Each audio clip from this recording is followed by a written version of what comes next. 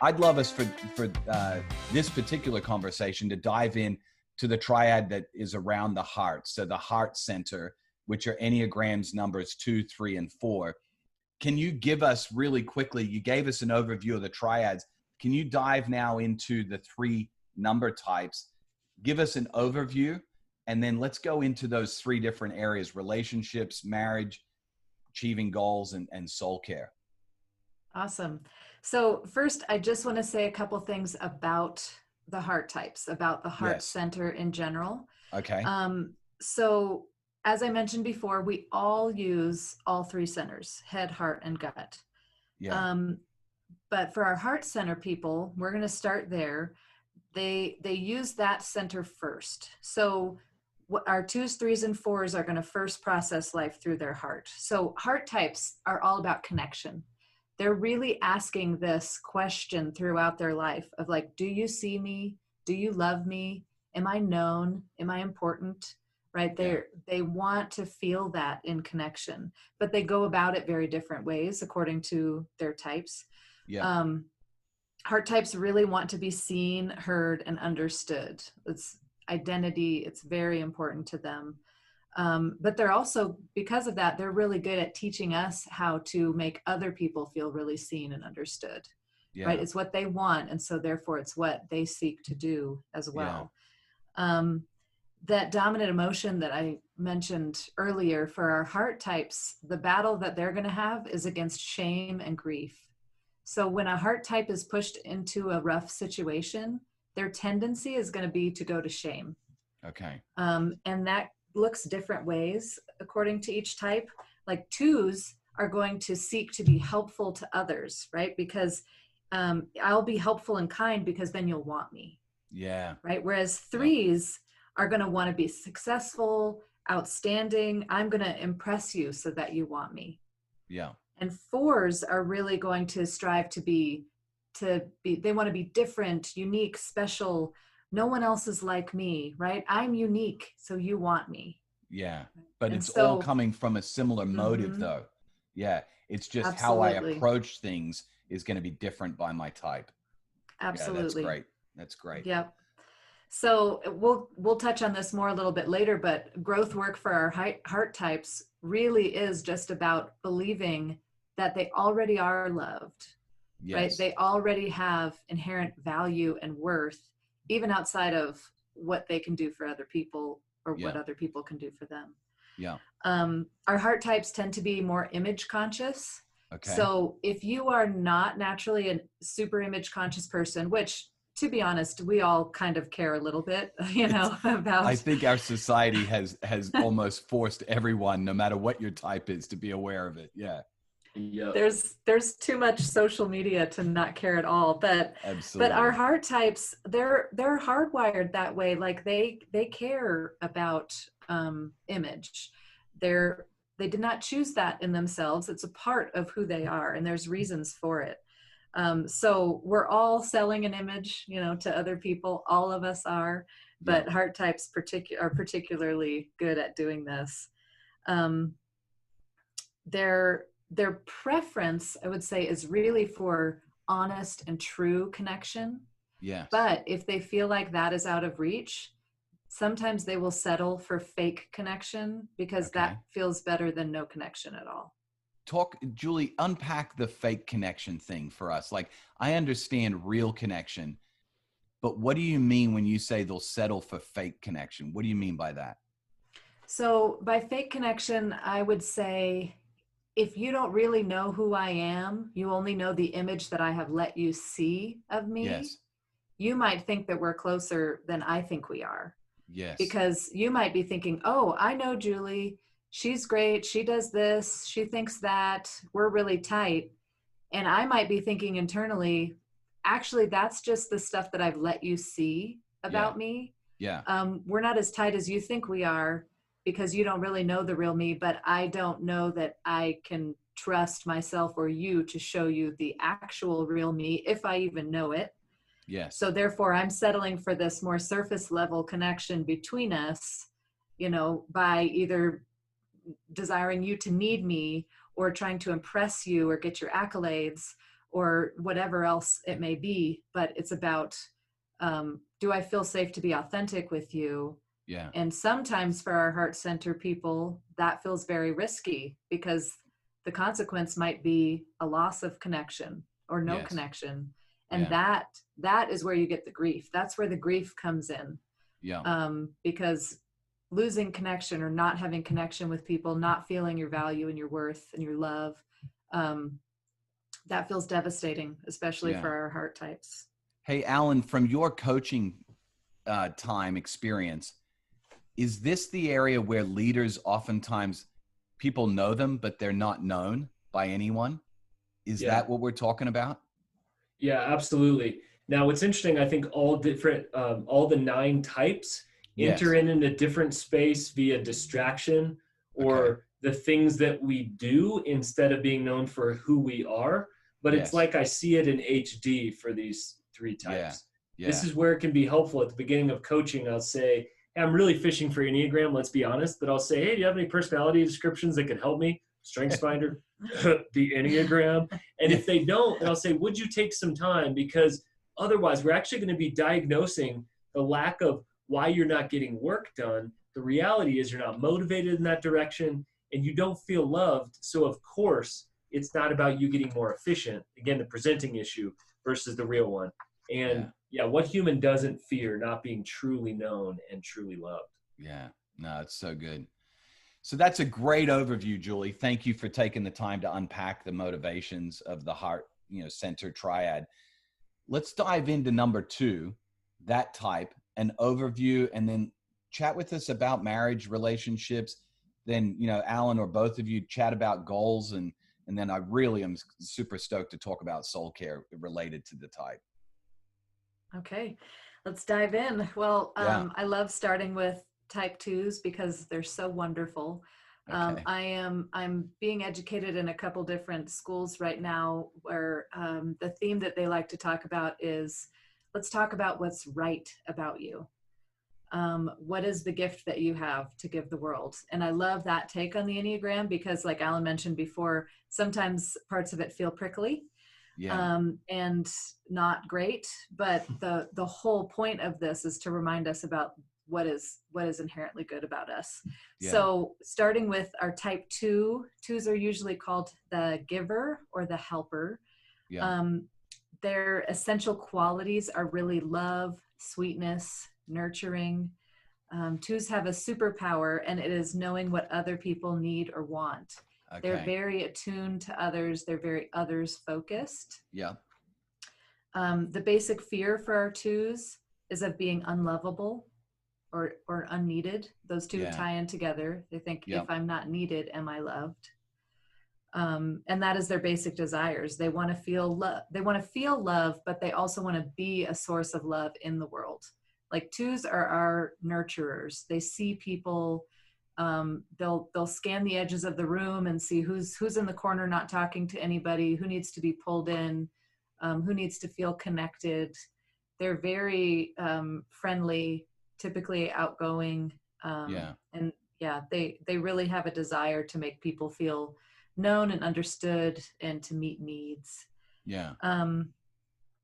Every type has kind of a driving emotion or a vice. And for 2s, it's pride. And for many 2s, when they hear that, they think, what? Like, that doesn't fit me. Like, I'm always thinking about other people. Why would you say pride? But the reality is it's very much this sense of like, oh no, I don't have any needs. I'm here to take care of you. Right? And it feels selfless to them to be totally not acknowledging their own needs or asking anybody else for help, or even, saying when they need to take a break. That feels very selfless, but the reality is, if we're honest with ourselves, there is a measure of pride in that. I don't need others. I don't need others anyone's need help. Me. But I don't need anyone's help, but I sure can help everybody. That kind of mantra.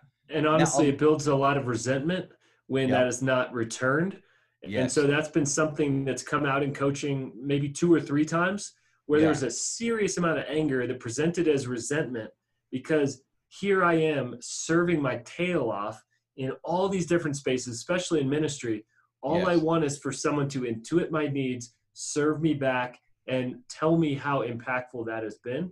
And unfortunately, the 2 is sort of always doing that, so they can easily get looked over as like they always do that. We dealt with that. He ended up saying, here's what I need from my ministry leader to be able to say, I will continue to serve completely faithfully, just so you know I'm having an impact. You see me and I make a difference. Bam, changed, resentment went down. Yeah, so good. And all of the sudden, bitterness then no longer has root. And so they can serve with way more freedom and probably serve at a totally different level of capacity. Yeah, absolutely. And that's why so much of this information is helpful, because we all tend to think that everybody has the capacity to operate the way we do. And so because 2s are so naturally intuitive of other people's needs, you know, they can just look at a person and think, oh, I bet they need a meal. I bet they need an hour off because I know all the kids are home right now and she's probably tired. You know, like they can just intuit people's needs. So therefore we tend to think, then if it's so natural for me to intuit other people's needs, why can't other people intuit other people's needs? Or why can't other people intuit my needs? Yeah. Right? It's the classic, you know, the whole idea of, why isn't everybody else like me? Like, I like to have fun. Mm-hmm. Why doesn't everybody want to start a meeting with a fun game? Why do you have to sit there saying these first 5 minutes of the meeting that you play this fun game, Perko? It's such a waste of time. We got stuff to get done. Because they want efficiency and order and moving on to the next thing. And we're all so desperately needed, right? We need every single type. And so it's badly do. Yeah. Hey, Julie, I've heard through the grapevine, which just means somebody talking over a drink at a party, that 2s are oftentimes mistyped as like the classic Christian mom, as you guys would say. So like, because they're the Proverbs 31 woman, and if you're listening to this and you're like, what the heck is that? Just do a Google and then you can thank me later for exposing you to something that you're like, oh my goodness. But what is with that? Because I've heard this in kind of Christendom, that 2s are oftentimes mistyped because they're just trying to be a godly woman. Yes. Well, I'm glad you brought that up, because I would say that absolutely all Enneagram types can be any gender. There's no this number is mostly male, this number is whatever. So when 2s type themselves when females typically type themselves as 2s, I always say to them, if you're a woman and you type yourself as a 2, you very well might be a 2. But if you were raised in a certain culture, religion, part of the world, you know, evangelical Christianity, whatever it may be, oftentimes women in those environments are raised to be 2s. We're taught that this is how a woman should behave. We should be taking care of the needs of other people. We should be, you know, intuiting ways to help and to give. We should be the servant. We should be all of this stuff. Put the meal train together and get the casserole over to their house, because they need it. Right. Yes, absolutely. And while any of those characteristics would be healthy and positive for many people to cultivate, this we're talking about a specific wiring. You either intuit people's needs or you don't. Like you can move up in your emotional intelligence. You can learn how to spot things. You can just be a sensitive, kind person, and that is awesome. But that does not mean you are a 2. Yeah, I totally understand. So talk to us. It really then. does take another level of dishing that out and hashing it out and figuring out, is this really true? Do I resonate with this motivation of needing to be needed and loved? I love the fact, though, Julie, you said that if somebody types themselves as a 2 and they happen to be female, they happen to have been raised in a certain culture background, that at least sends up a yellow flag for you to say to them, hey, dig a little bit deeper. I think that's really important for somebody that's listening. Yeah. And we also have to think about, here's another thing that complicates it, is we were all raised by somebody. Right? Either our parents or another caregiver or a grandparent or somebody, and that person had a type. And what do we do to our children is we try to instill in them the things that are important to us. Yes. Right. Yes. So, Yeah. so I'm a type 9. We'll get into it on a different talk, but I value people getting along. I want peace in my home. I want everything to go smoothly. And so one of the biggest things that I harp on my kids about is quit bickering. That's not an important thing to bicker about. You're destroying the peace in my home. Like, quit bickering, quit bickering. Get along. And well, maybe that's a universal thing. Like, no parents love their kids bickering, but my motivation to get them to stop bickering is because I want my home to be a place of peace, because that is my wiring. So my kids might grow up and try to instill to their kids, quit bickering. It's not necessarily because they're 9. It's because that was a value in their home growing up. So this takes work and rooting and digging. I also say to people, if you think you're a 2, like, also process through. Some people really are 2s, and some people realize, oh, you know what? I think I'm a 1, but my dad was a 2. And so I was raised being taught these things, so we also have to decipher that kind of stuff. So good. So talk to us about marriage relationships with a 2. What are some of the things to watch out for? What are some things to lean into? Yeah. So 2s make amazing partners. I mean, if you just think about their very makeup, they're very others focused. And so if they're in a marriage or dating relationship, they're going to be more focused on the other person than on themselves. Yes. And many times that can be really wonderful, and other times it can slip into unhealth because you have to take care of yourself, right? Yeah. Nobody needs to become a martyr or a victim in a relationship. Yeah. Yeah. So 2s are very loving. They're very attuned to their partner's needs. They really want to, make the relationship happy and positive, and be really attuned to the other person. They're very loving and empathetic, but probably not surprising, they can struggle with boundaries. Yeah. Because if a 2 subconsciously feels that they are loved when others need them, then if I say no, or I refuse to meet a need, that puts my worthiness into question. Yes. Right? If I don't, so 2s can struggle with saying no, and 2s can struggle with boundaries. And that's just, and sometimes just becoming aware of that and realizing the reason why 2s need boundaries is because sometimes, just out of the kindness of your heart, you're going to end up doing work that was not yours to do. Yeah. You're going to end up doing something that somebody else was supposed to take care of, or that somebody else really needed to do themselves in order to learn and grow. Yeah. And if they're not careful, then they can be taken advantage of. So if you're married to a 2 and you know that they're always going to say yes when, you ask them to go do that, or the neighbor asks them to run the carpool, or, so-and-so just had a baby and you're going to make them a meal. The wise thing for the person married to a 2 would be to help them pause and say, have you had rest today? Yes. Yeah. Like, are your needs being met? Is your tank full enough to be spending this much time and energy meeting other people's needs? I can already hear, Julie, some things around soul care that these guys are going to have to pay attention to. But would this be true, Julie, that they would have a tendency to maybe drift towards codependency? Yeah, absolutely. Yeah. Okay. Now, we all operate on a scale, right? It's like super healthy and self-aware on one side and super dysfunctional and unaware on the other side. And we don't start at one end and move slowly up towards the other. Like, we're moving up and down this scale all the time throughout different seasons of our life. It could depend on our relationships, our traumas, our behaviors, all this kind of stuff. COVID, that just basically turned all of us to operating out of unhealth.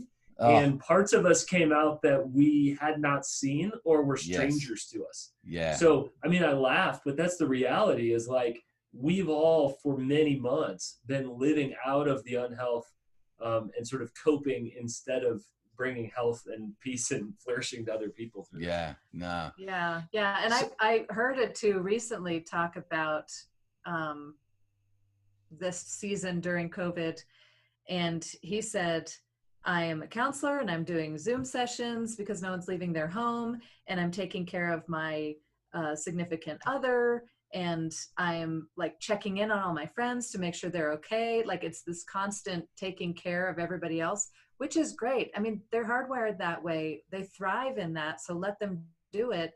But it eventually got to a point where it was like, I'm not taking care of myself, because twos are going to struggle to feel selfish if they ever pause to take care of themselves, because they're so focused outwardly on other people. And that will have an effect on relationships. Absolutely. The advice given to this man when he shared his story was, your partner wants to love on you, so maybe just let her. Yeah. Instead of like, no, I'm good. I need to, next thing, next person, take care, meet the needs.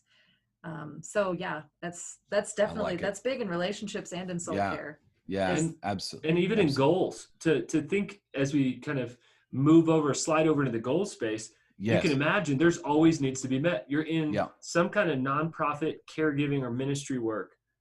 It's really going to be hard to focus on your own goals. And it's really going to be easy to get swept up in the difference between the important versus the urgent. So coaching someone recently, they've wanted to write a book for 20 years. It hasn't happened because he can always get pulled into somebody else's needs. So I think back to the boundaries piece, it's sometimes they're not even needs, Jason, they're perceived needs that you're going to see before that person. So I think part of the boundary also may be going where you haven't been invited to serve. And so I think a good question for a two is also, is this something you would like some help with? And just simply to ask the question. And then also, I think you're going to have to get out of the environment as a two. Because if you're in an environment where things need to be done, you're just always going to go there, get to the end of your week, and not actually have accomplished the things you had to do for your role and your calling and your vocation. You just helped a bunch of other people. Again, which is great. It's just not fully complete. So Alan, talk to it, get really practical for the two that's listening to this. I love what you just said. You said you may have to get out of the environment. Are you talking about time blocking, working off site on your goals so that you don't get sucked in? Is that what you're talking about? Or are there other practical things that you've seen that help twos reach their goals? First of all, acknowledging I have goals. Here's my process to reach them.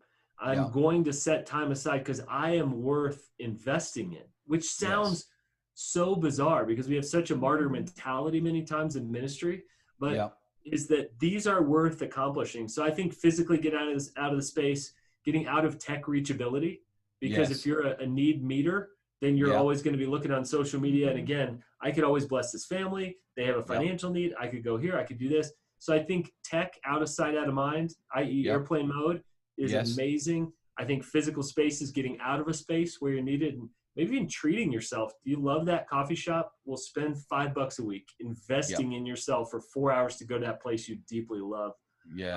Except I would say, because twos are so like socially attuned to other people, going to that coffee shop, you're going to end up striking up a conversation with the stranger who looks lonely in the corner. So go to a completely boring room that you can treat yourself to. Or what you can do is, if you need to accomplish a 1 hour project, then build in 3 hours to do it. Because then when you get sucked into the relational stuff, you still have time to pull back and do the thing that you set out to accomplish. I love that, Julie, because at the end of the day, I do have some relational needs that need to be met, and depriving myself of those is actually going to make me feel crappy as well. So I think that's important too. Yeah, it's good. Yeah, and I would add just 2 quick things still in marriage and relationships. Is that we need to remember that twos are focusing so exclusively on other people's needs that they're repressing or ignoring their own.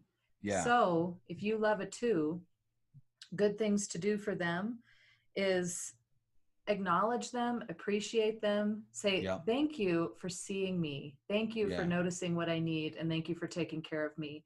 But then also turn that back around and occasionally ask them, not only what do you need, but just what are your feelings? What are your problems? Like, I want to hear from you, because typically they're the ones asking that of other people. And that doesn't always come back around to them. And there may be some initial deflection, right? Yeah. That no, we don't need to talk about me. Yeah. But pushing in and reminding them that hey, you can say no to me and I will still love you. Like, hey, can you do this thing on Saturday? If you can't, it's okay. Like that, validating them and reassuring them that when they say no, it's okay. And that they also have the right to talk about their feelings and issues and needs and all that kind of stuff. Yeah, so good. So let's talk soul care for the two. What's the thing, the practices, the rhythms, those activities that we know they need to pay attention to, but maybe talk about some of the hurdles that they're going to run into, and then some of the things they need to lean into. Yeah, absolutely. So I would say soul care for two looks like setting boundaries. Yeah. Right. I think that's really important. It's okay to say no. It's okay to let somebody else do it. It's okay to take a rest. Yes. Even if you could meet the need, but you're exhausted. It's okay to take a rest. So Julie, are you saying that a two is probably going to struggle implementing a true Sabbath? I think so. And again, it depends on their level of health and where they're at in life. For some, it's going to be more difficult than for others, but their pull is always going to be towards the other. Okay. And so if implementing rest means I'm taking time for me, they may take it, but they might offer disclaimers of like, well, I haven't had a rest day in a month, so I know I just need to do it. Yeah. And it's okay to rest because we're all humans and we all need rest, right? And then we get rejuvenated to go out into the world and do the things that we're amazing at doing. Yeah, good. I think taking time to pause and identify and acknowledge their own needs. Yeah. So oftentimes twos might not even spend enough time reflecting on what are their needs, right? So it takes some time to figure out what do I need, and then to acknowledge it as equally important to other people's needs. Yeah. Just waking up every day and remembering I have inherent worth and I am loved, regardless of what I do for others today. Yeah. Regardless of whether I rest, but leaning into the fact that I can work all week long, helping other people, doing the things that God has put in me to do, making the world a better place, loving others. And at the end of the day, God's going to keep loving others and spinning the world when I need to step back and take a break. Yeah. Sounds a lot like surrender. Mm-hmm. That God, you got this, whether I take that meal or not, because I need to rest and I need to put the oxygen mask on me at this point so I can help others. Mm-hmm. Yeah. And Perko, every number is going to struggle, I think, with distraction and busyness to a level and all of that. So I think we're all going to resist Sabbath because being within our culture, but it comes back to that who versus what. And it's so hard for the two to say who I am matters more than what I do, that I could just receive from the Lord for a day. So that receiving is tough because Sabbath, I mean, it's a gift for you, but you have to unwrap it, right? Yeah. God gives, but you have to receive. So I've seen that as there's always a little bit more, and the busyness and distraction easily. Why? Because the world's deeply broken and everyone could use some helping. So I do think that's why surrender and Sabbath are connected uniquely through the two, because yes, you could go doing those things. Who you are matters more than what you do. And that's hard to believe. So the Enneagram, like I've said before, is not the quick 5-minute online test that gives you the summation of who you are. It's a tool to journey with. So the reality is we could talk about the two for years. Oh, yeah. And we want to get to the other types. And so as much as I want to, stay here and camp here, let's dive into the three. A quick overview of the three. I'm going to lean in hard because I need to listen because I think that I may have some tendencies here. But then let's unpack the big, questions we're unpacking around marriage, relationships, goals, soul care. Awesome. So our threes are usually called the performer or the achiever. Yeah. Essential qualities for our threes are value, glory, and hope. Superpower for our threes is picking up on what is valued. Mm. Their basic fear is of being worthless or not having any inherent value, right? So their desire is they really want to be valuable and worthwhile. They want to be and at least be seen as successful. They're not going to be a nobody. And success will look different according to your environment.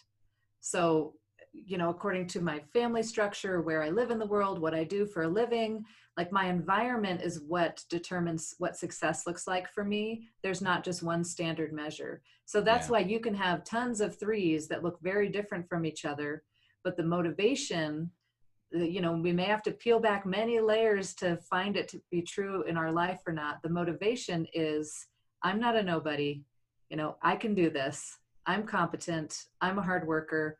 I'm successful. Yeah.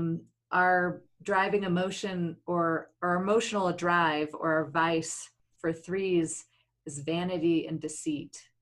Yeah. And what that deceit is really talking about is this ability to kind of morph into whoever you need to be for whatever the situation calls for.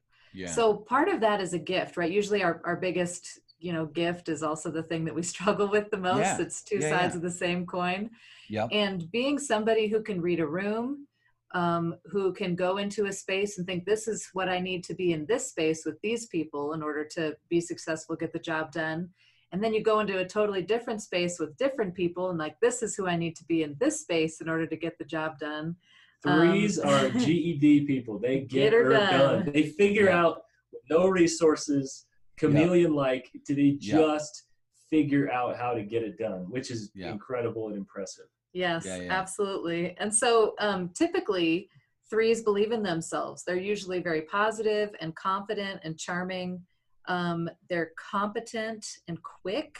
They love goals and achievements. They want to move up, right? Why would you, so they're competitive. Why would you not want to be the best in the class? Why would you not want to, I've heard threes reflect on their childhood and say, I did lots of things, but I was a straight A student and I was a football quarterback and I was president of my class and and again, that doesn't mean that if you were all those things, it doesn't mean you were a three, and it doesn't mean all threes do all those things, but it's this essential quality of wanting to achieve, to be the best so that other people see you as being successful and therefore having value.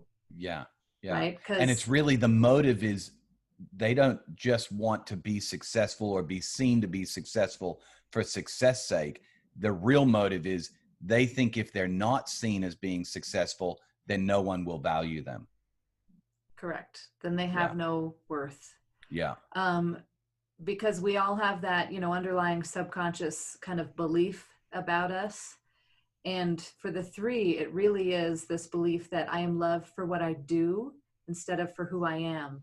Yeah. So therefore I have to perform, because if I risk not doing that, then does anybody see me? Does anybody love me? Do I have any value? And again, threes are typically very, confident people. So you wouldn't look at them externally and think, oh, I bet they struggle with shame and personal value. You don't see that. You don't see that. They're winners. They only recognize it if they pause long enough to identify that in themselves, because threes are pretty quick moving, right? They're so driven to want to do something, find the work that was made for them to do in the world. Yeah. Right. And move hardcore towards it. Yeah. Yeah. No, it's good. So talk to us about marriage relationships then with a three, not just marriage, but relationships in general. Yes. So I would say because threes are so good at setting and achieving goals, they can sometimes prioritize those things over their relationships. Yeah. Now, but at the same time, if one of your goals or ways that you want to be successful is by rocking it in relationships, then you'll throw all your energy into that. So it depends Yeah. on what is it that you're trying to do here. Yeah. But sometimes relationships can get neglected when there's, the greater goal, right? I got to get this project done. I got to, speak to these people. I have to do this thing, because it's kind of a protection of the image. Yeah. Right. Again, I said our heart center people are a little more image conscious.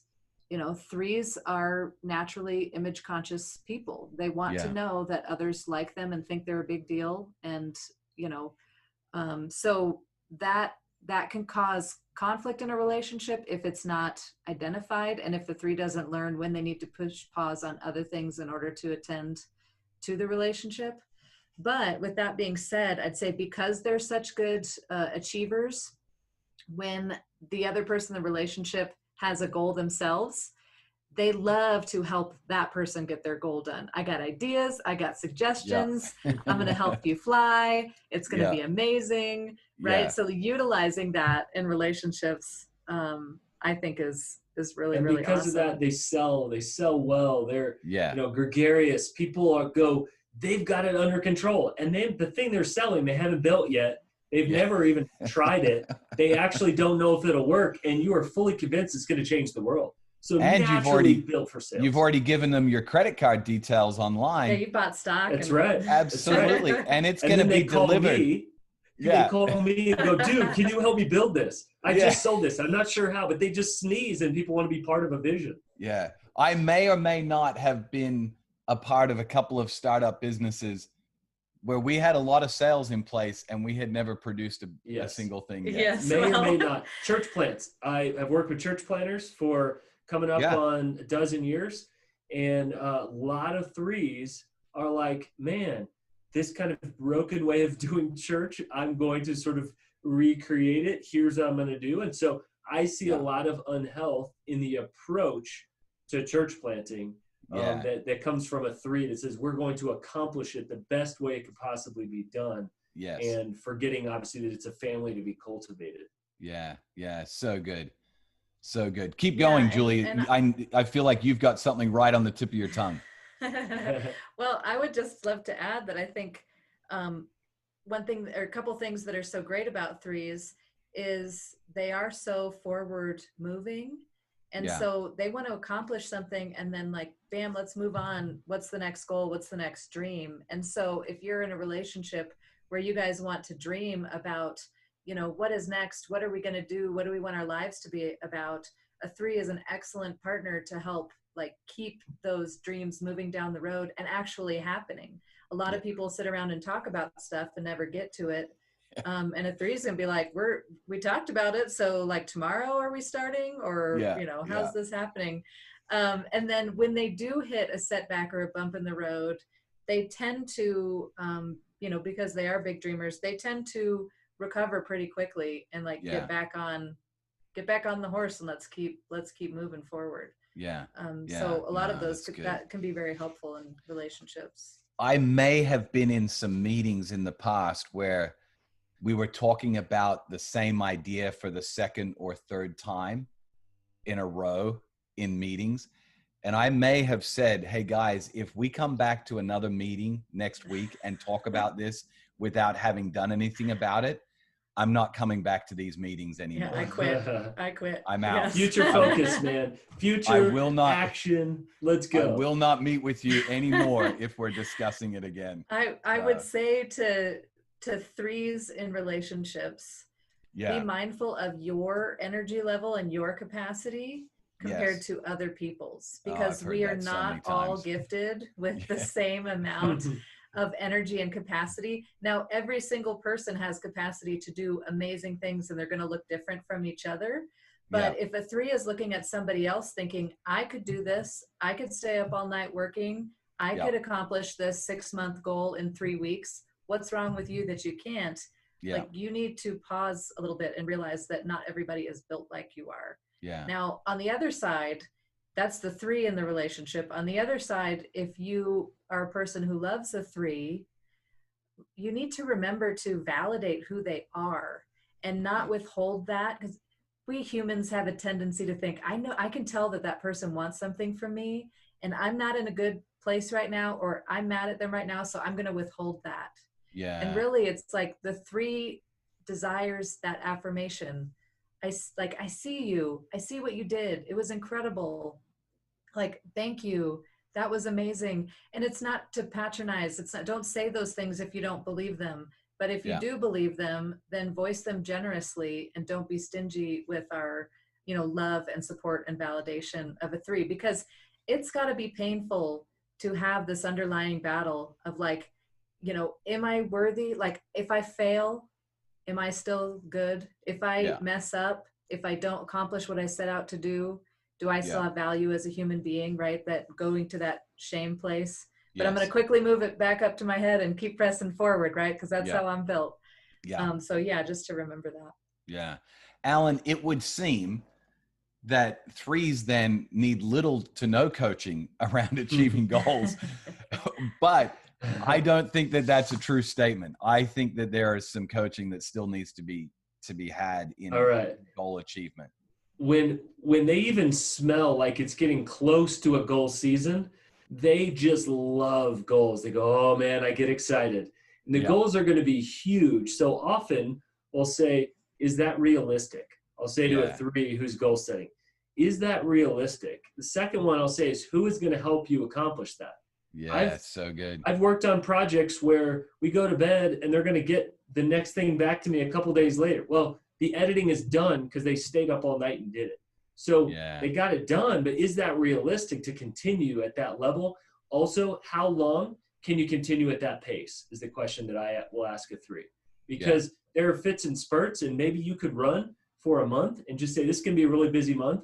When are you going to pull up and stop running that pace? Also, how does your spouse feel about you continuing to run at that pace? So a lot is around pace, but man, goals, bigger, better. I'm going to grip it and rip it. So, last year if our company made 3 million, we're going to do 12 this year. Last year, if we did X amount of events, we're going to quadruple it. And so a lot of those unrealistic goal setting ends up putting them and their team and their family and their friends through a ton of extra pain and weight.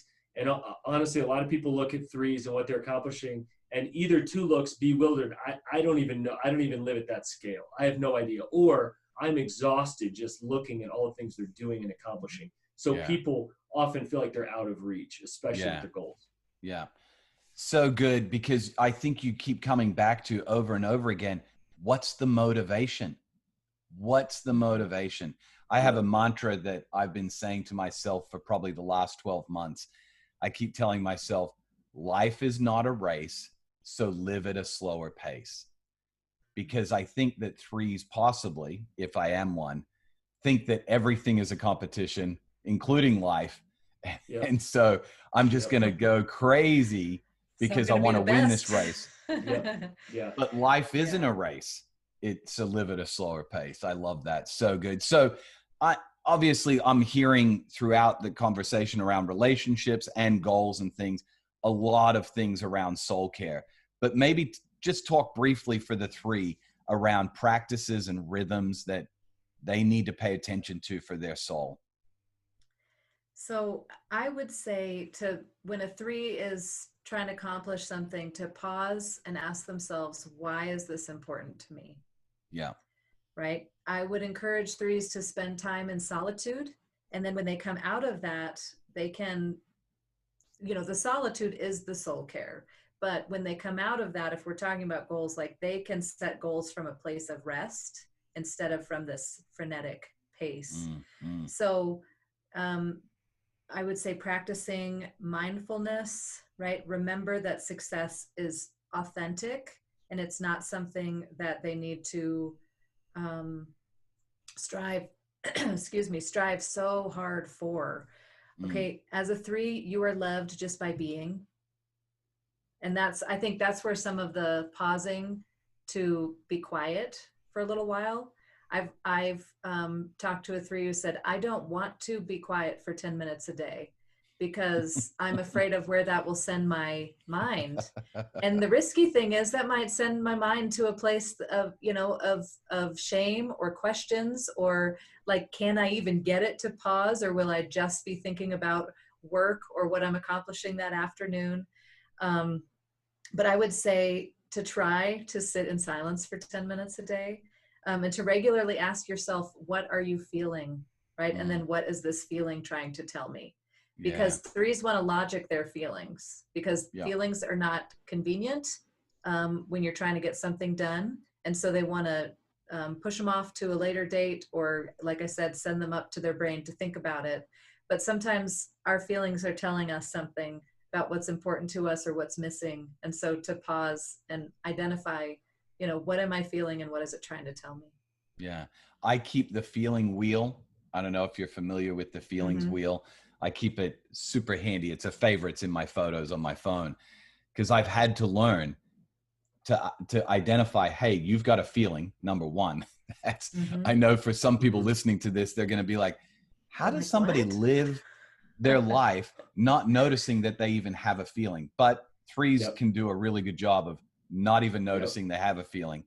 Then identify what that feeling is. Where is it coming from? What does it mean? What's the motivation? Those are such powerful stuff. That is so good, Julie. You talked about resisting Sabbath earlier. We're all resisting Sabbath to a level and for a reason. Yes. Sabbath is war for a three. Yeah. Just acknowledge that, man, if there is a three that leans into practicing Sabbath, I just congratulate them and say, man, I am so proud of you for leaning in here, because I know that what could give you a quick dopamine hit is to do more, accomplish more. I know you take a big risk. So maybe the three takes the biggest risk on Sabbath. And yet, obviously, that is the soul care that Jesus says, this is the silver bullet of soul care right here. But I am so proud when threes lean in, because I think it costs them perhaps more than any other number. So challenge for a three, go on vacation and don't take any work with you. Yeah. So here, what you just said, super encouraging for me. Because I Sabbath hardcore, but locking my phone and my laptop on a vacation in that thing in the hotel room that you can't get in the safe, and telling Kristen, my wife, to put the code on it so that the only time I can access that is and no reading books that I could learn from, only fun books. Quit trying to learn. Pick up a novel. So here's a classic. Here's a classic adaptation for a three on Sabbath. I have the physical paper, like the actual newspaper that you can touch and feel, delivered to my home only on Saturdays, because getting a cup of tea and staying off of digital is so good. And I just enjoy now, for the first time in my life, reading stories and reading about places to go on holidays and things, nothing to do with accomplishing a goal. You're reading the travel and leisure section. I'm so proud of you, Perko. That's exactly what I do. I can't wait to get the paper on Saturday morning with my cup of tea and read the travel and leisure section. This is my favorite. All right, man. Let's flip the mic. Are you resonating a little bit here? Absolutely. Is this smelling three? Okay. Absolutely it is. Yeah. And I would, for the last 5 years, people have asked me what Enneagram type I am. I tell them I'm a 37. And they're like, no, there's only 9. There's only 9. I'm like, no, there's 37.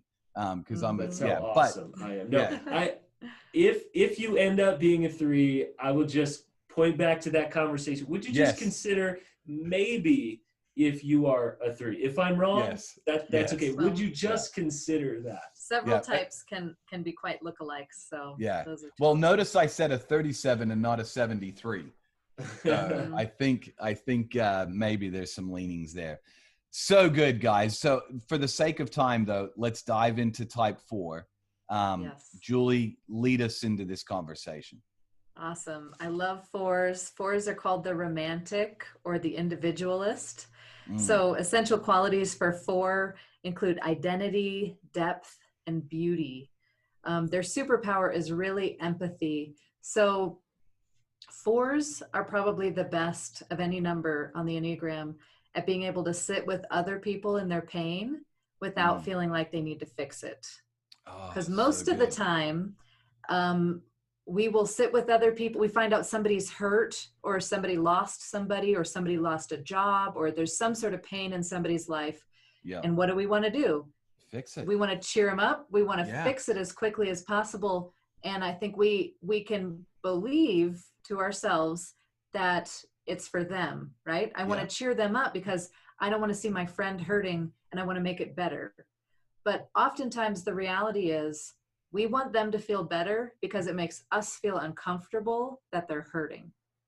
And because 4s feel comfortable sitting in melancholy or pain, they can sit with you in yours and just be present for it. They can hold that space for you without feeling like you instantly need to get better. You can just be sad in their presence. They will let you do that.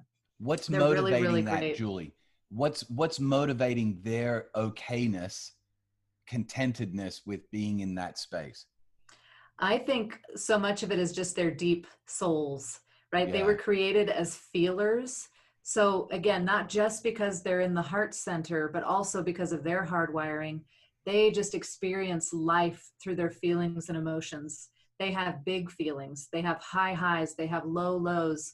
Oftentimes 4s, when they're growing up, they're so into their emotions and their feelings, and sometimes they're very sensitive, that other people who aren't wired that way think, what is wrong with you? Like, snap out of it. They get messages like, you're too much, which feels very devastating to be receiving that message, either actually verbally or just subconsciously when people treat you that way. But they have this, they want depth, they want authenticity, they want creativity and beauty. They want to go sit in a field and watch the sunset and write a poem about it. Like, they just have amazing feelers. And so therefore I think they're comfortable in all emotions, and that includes the harder negative ones. Their content, by the way, the 4s, the content they create is what I long for as a 3. Amazing. Maybe I love it. It's not an accident that you see a lot of 4s in the arts, music, writers, painters, theater, like all of that kind of stuff. And they're also not afraid to stand out. Like 4s want to be different, special, unique. They don't want to be like everybody else. And oftentimes we all want to fit inside the box, right? We want to be like everybody else so that we're not cast away, so that we fit in. And 4s are very much like, I'm not like you. You're not, no one else is like me. Like, I am my own person, which is very true. Like, there may only be 9 numbers, but there's still billions of people in the world, and there's no 2 who are exactly alike, right? That's good.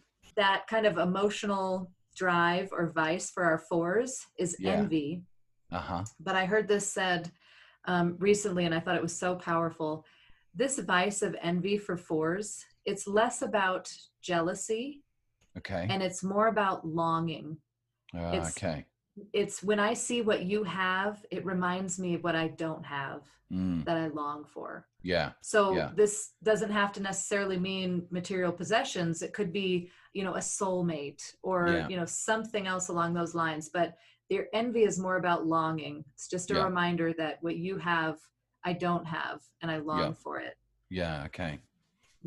So talk to us about these guys in relationships then, Julie, in marriage especially, because it sounds like to me, let me kind of understand this correctly, their envy is not an attack on a person. It's the object of their envy is not the person, it's the thing that they long for. It's a different object of their envy. And it's about them, right? It's not so much about like, I don't like you for what you have. It's, I feel incomplete for what I don't have. So 4s tend to grow up with this sense of like, there is just something fundamentally different about me than other people. Or they envy the ease at which other people just seem to be able to exist in the world. They just feel different from other people. But I would also say that 4s are very much truth tellers. Like, they're truth tellers, especially for connection. If something authentic needs to be said, they will say it. because they really care about that depth and connection. Yeah. So, I mean, it's in the title, the romantic, right? Yeah. So I feel like you'd be lucky to be in relationship with the 4 because they crave and see that beauty and depth in even in just the idea of romantic connection. Yeah. And they're creative in that aspect. So they probably pull off a really, really meaningful date and a really meaningful proposal. Yeah, and you're exactly right. It wouldn't be shallow or just thrown together. It would have depth to it, and every portion of the evening would have some sort of significant meaning or, memory associated with it or something like that. Yeah. They're the ones that kept all of the chewing gum wrappers and drew the little sketches on them and then put them together at the end so that they could do the proposal well. Or this was the napkin from our first date or something like that. So good. Yeah. Something that can be hard for both 4s and their partners is that because they can experience emotions so intensely, yes, and other people don't experience them as intensely, they can be viewed by their partner as being too much sometimes, which is incredibly painful to them because then it just makes them feel misunderstood. Yeah.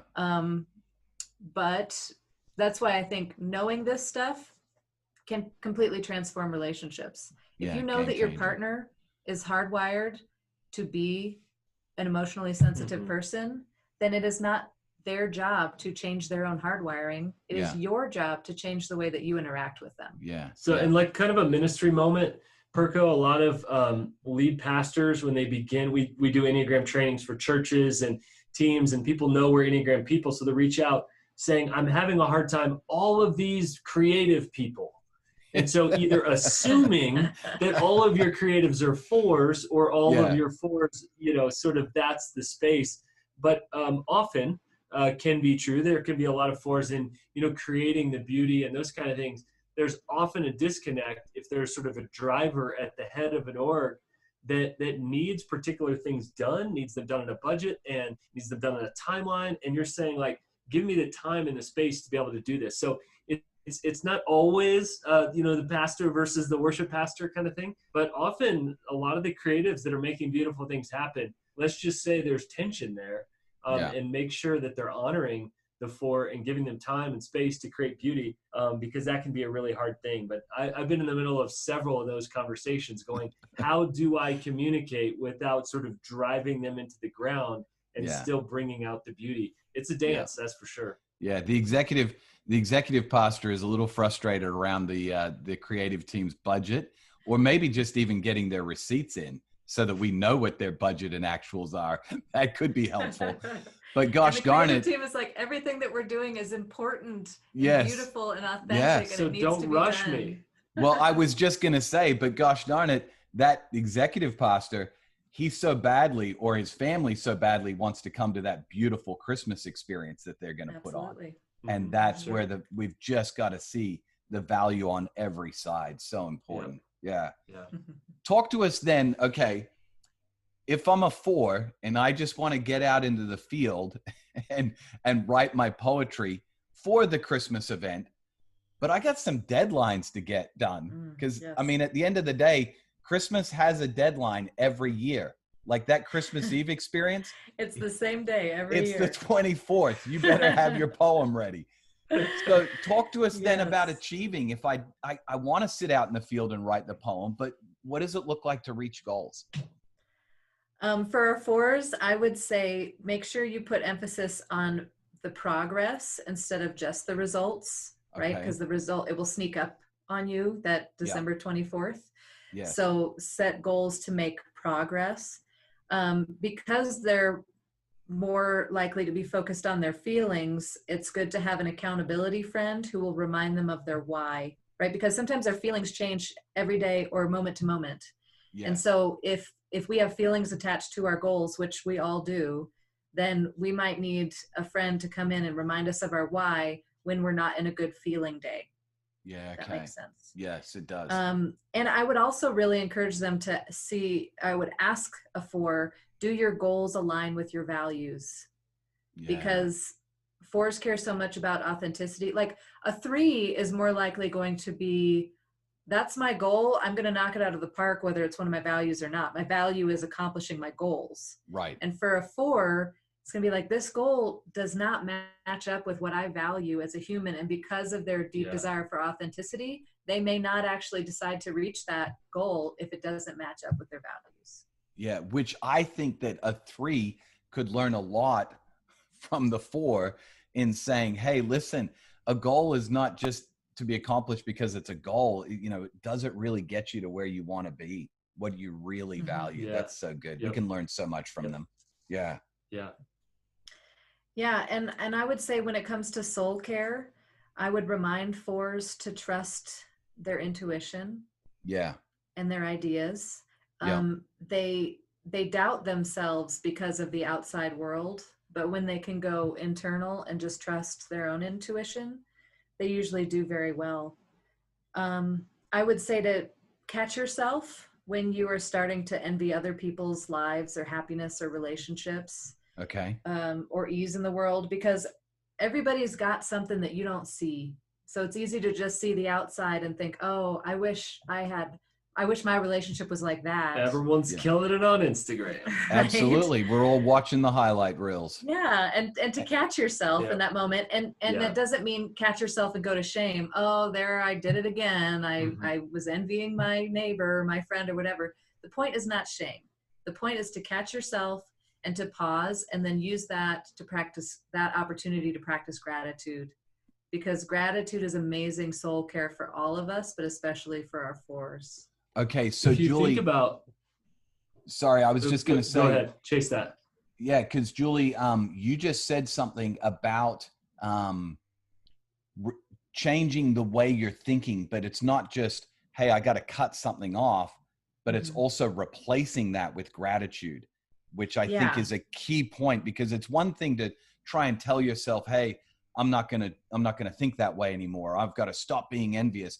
But it's another thing to then replace that with something that's healthy, which I think that's what you were saying. Otherwise you go right back to the old habit. It has to move beyond just being envious and then spotting it. And if you don't replace it with anything, you're only going to go to shame every time. It's going to be back and forth between envy and shame, envy and shame. You have to replace that with gratitude of all the things that you're amazing at, the things that you have in your life, the experiences you've had, the opportunities you've had, the way that Jesus made you unique from everybody else. Like to shift that into a spirit of gratitude will be tremendously helpful and healing. I think in the soul care space, 2 things to think through is, number one, comparison. I mean, social media is a dumpster fire for most of us. Let's just acknowledge that.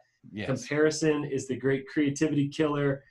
But I feel like it has an extra life, unfortunately, in 4s. And I think it really could be that quick comparison, right? My worst moments versus their best.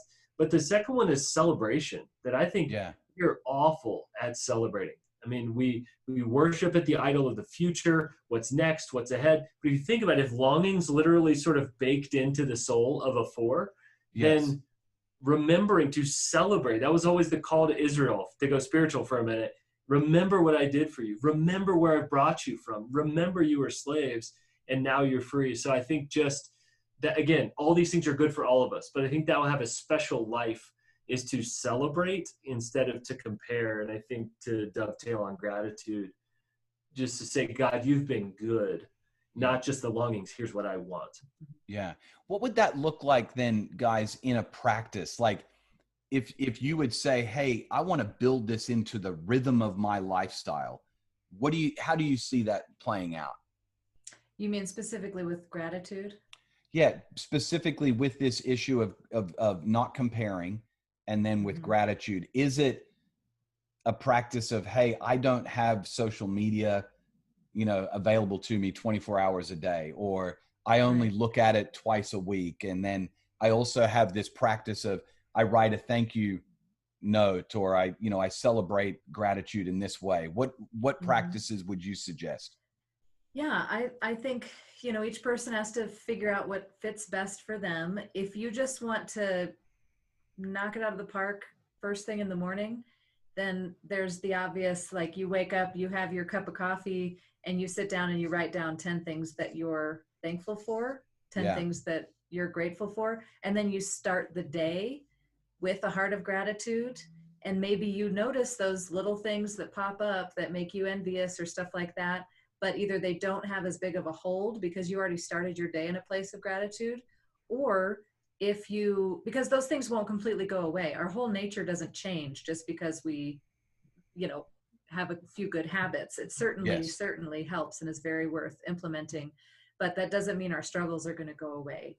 Yeah. And there's also just the mental habit of identifying when you are struggling with envy and choosing to spin it into a situation of gratitude. It's good. And then sometimes you just have to put limits on your life if they are better for your mental health, which might be, limiting your social media, not getting together with that one friend who only gossips about so-and-so or whatever. Like, notice, what are the habits in my life that are not bringing me life, and how can I limit or reduce those, and then change them with something, replace them with something that is bringing me life. And I think a self-awareness question that I bring to everybody that I coach is, I say, pay attention to what you pay attention to. So what can you not let go of? And I mean, I can be in the middle of a meeting. I take a nap every day, but I could be in the middle of a meeting, Perko, and do a quick Marco Polo to somebody. I promise you, I'm asleep 90 seconds later on the couch and I'm out. But if somebody says, I am up at night thinking about that one scenario or thinking about this person, pay attention to what you pay attention to. That's not healthy. So then I would say time blocking would be really, really helpful. I know some people that go as far as to uninstall apps and then have to reinstall them just because it's a pain to go through that kind of thing. And I would just say, man, know where your vices are at, but likely there's going to be a lot around comparison. And if that's stealing life instead of bringing it, then cut it out. I would say Sabbath too, tech Sabbaths, man. I'm a big fan of those. And there are times when I stay on tech a little too much for Sabbath and go, dang, I don't think I really Sabbathed today. Yeah. You get to the end of the day and you're like, that wasn't replenishing at all. Right. That wasn't refreshing. It didn't cause me to delight in God's goodness to me in my life and give him glory for it. So good. So good. Well, guys, thank you so much for unpacking, the first of the 3 triads that we're going to be discussing in these conversations, the heart center triad, Enneagrams 2, 3, and 4. Thank you guys for the gift of your time. And I'm super stoked about the next 2 triads as we unpack those in further conversations. So thanks so much for everything. And Julie, you are a well of knowledge. As I'm listening, I can tell that you have invested a lot of time and energy into this. And Alan, I love the coaching things that you've brought out, because I just feel like you obviously too have spent a lot of time in the coaching space helping different Enneagram types overcome some of these things. So the 2 of you together, I think, just make for a great experience for people with the Enneagram. So thanks for your time. Thank you. I think we'll stick together then. This has been fun. We're excited to do the next one. All right, man. We'll be back. Let's do a few more of these. Let's do it.